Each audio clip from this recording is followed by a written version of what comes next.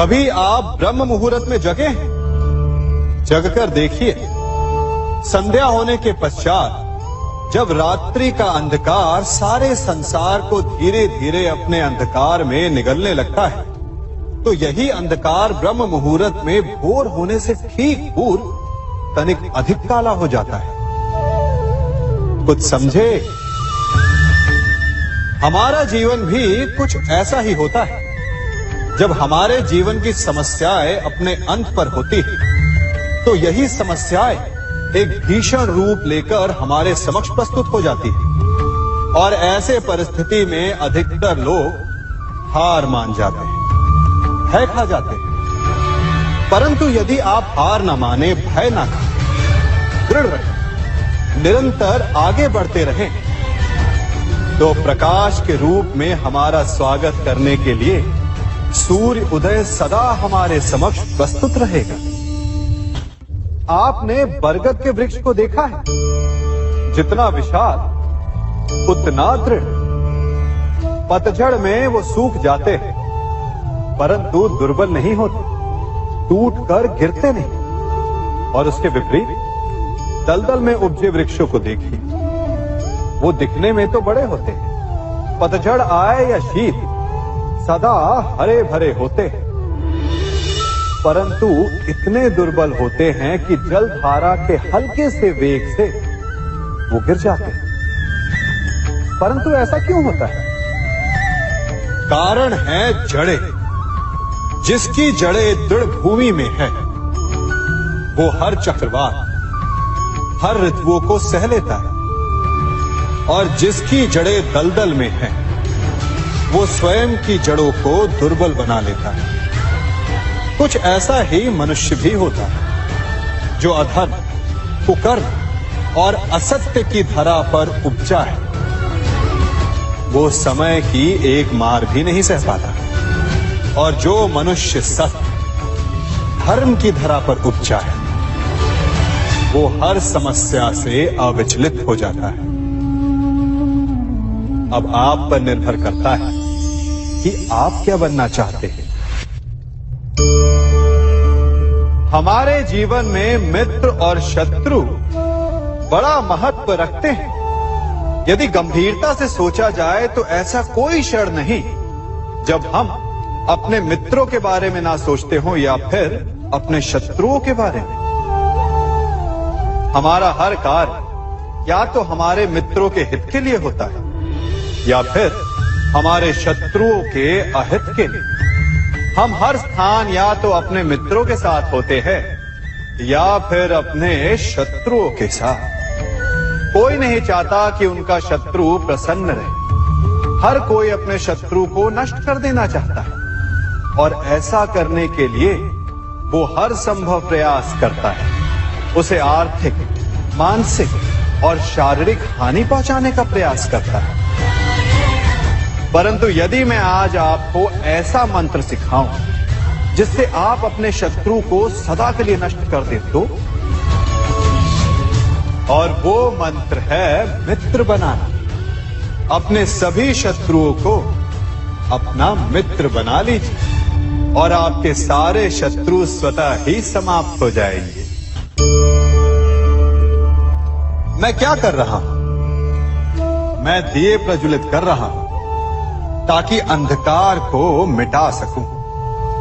अब आप कहेंगे कि इसमें कौन सी बड़ी बात है ना? परंतु इसमें महत्वपूर्ण बात समझने के लिए यह है कि मैं क्या नहीं कर रहा हूं, और मैं अंधकार नहीं कर रहा हूं। क्योंकि अंधकार को मिटाने के लिए प्रकाश का अस्त्र तो उठाना ही पड़ता है। बुराई को बुराई से नहीं, अच्छाई से जीता जाता है। अन्याय को अन्याय से नहीं, न्याय से लड़ा जाता है। क्रोध को क्रोध से नहीं, क्षमा का साथ लेना होता है। ठीक उसी प्रकार एक लोहा लोहे को काटता है, परंतु एक ठंडा लोहा ही गर्म लोहे को काट सकता है। इसलिए यदि आपको अपने जीवन में विजयी होना है, तो अपने शस्त्रों को, अपने अस्त्रों को सोच समझ कर उठाइए, क्योंकि एक अनुचित सोच परिणाम पर भारी प्रभाव डाल सकती है। आप सब सोच रहे होंगे कि ये क्या मैं करने लगा। मैं इस पौधे को जड़ से उखाड़ रहा हूं।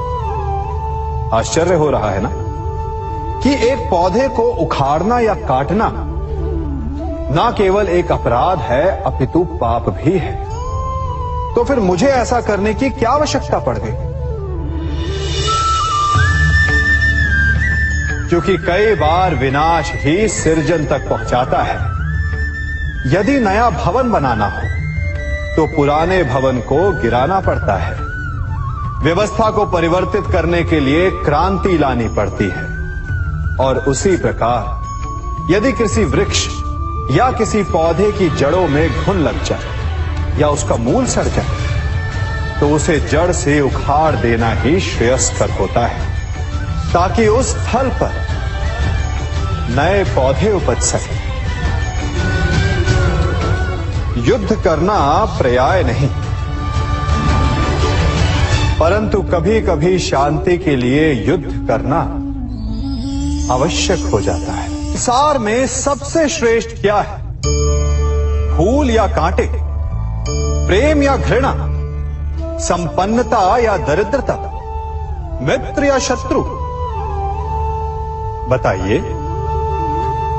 अब आप भी कहेंगे कि भला ये कोई पूछने की बात हुई? अवश्य, फूल, प्रेम, संपन्नता और मित्र ही श्रेष्ठ है।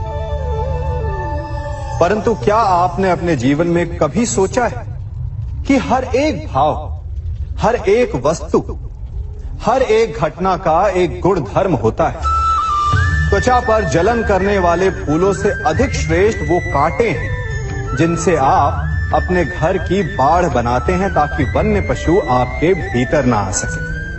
वो प्रेम श्रेष्ठ नहीं जो आपको अंधा, लोभी, पक्षपाती बनाता। वो घृणा श्रेष्ठ है जो आपको नया मार्ग दिखाते। वो संपन्नता श्रेष्ठ नहीं जो आपको कृपण बनाते, मद्दांध बनाते। वो दरिद्रता श्रेष्ठ है जो आपको जीवन में परिश्रम करने की शिक्षा दे। कुविचार देने वाले, बुरा मार्ग दिखाने वाले मित्रों से अधिक श्रेष्ठ वो शत्रु होते हैं जो हमें जीवन का लक्ष्य दे दे। इसलिए अपने जीवन में हर वस्तु, हर भाव, हर घटना के गुण धर्म को पहचानिए और उसके पश्चात अपना चयन कीजिए। स्वर्ण, हम सभी को अपने जीवन में स्वर्ण से कभी ना कभी कुछ ना कुछ थोड़ा या अधिक मोह होता ही है ना?